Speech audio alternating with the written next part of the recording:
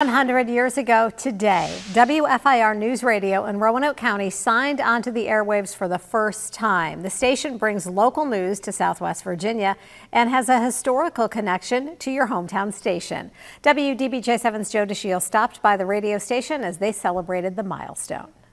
Listeners have turned to WFIR for news and talk radio since the late 80s, but the station got its start much earlier on June 20th, 1924. And our top local story, it was 100 years ago today that commercial radio came to Roanoke when the station that became WFIR first went on the air. When morning news host Joey Self, news director Ian Price, and other WFIR employees sit behind a microphone, they're continuing a long tradition of local voices and community connection. Big shoulders to stand on.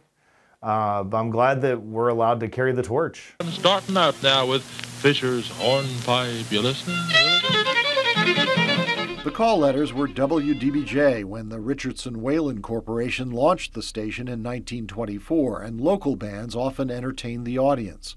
The parent company of the Roanoke Times acquired WDBJ several years later, but the new call letters would come in 1969 when the station was sold once again. You think about how radio is one of the oldest mediums, but at the same time, the changes that have happened in 100 years, I don't think anybody could have predicted it. WFIR is now owned by Wheeler Media, which has 7 Roanoke Valley radio stations in its stable.